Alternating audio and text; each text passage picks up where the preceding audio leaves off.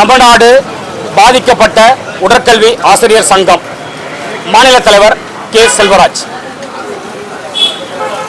30 ஆண்டு காலமாக உடற்கல்வி ஆசிரியர் தமிழகத்தில் பணி நியமனம் செய்யப்படவில்லை. எங்களுடைய வயது 52 கடந்துவிட்டன.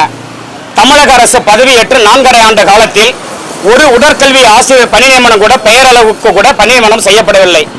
கலைஞர் ஆட்சியில் உடற்கல்வி பயிற்சி முடித்தவர்களை பதிவு மூப்பு அடிப்படையில் பணி நியமனம் செய்த வரலாறு உண்டு.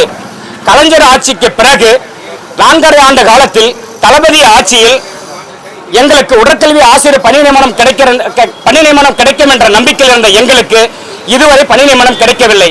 மாண்புமிகு தமிழக முதல்வர் அவர்களும், மாண்புமிகு துணை முதல்வர் அவர்களும், மாண்புமிகு பள்ளிக்கல்வித்துறை அமைச்சர் அவர்களும் 20,000க்கும் மேற்பட்ட உடற்கல்வி ஆசிரியர்கள் பணி நியமனம் பயிற்சி முடித்த எங்களுக்கு அனைத்து நடுநிலைப்பள்ளி, உயர்நிலைப்பள்ளி, மேல்நிலை பள்ளிகளில் இந்த ஆண்டு இன்னும் 6 மாத காலம் மட்டுமே உங்களுடைய அரசு இருக்கின்றது.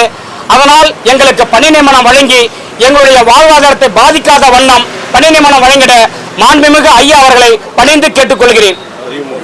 பதிவு மூப்பு அடிப்படையில் பணி நியமனம் செய்திடுக.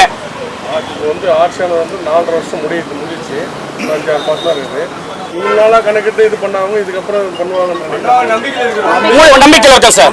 கண்டிப்பா செய்வாங்க. தளபதி அரசு கண்டிப்பா செய்வாங்கன்ற நம்பிக்கையில் இருக்கும்.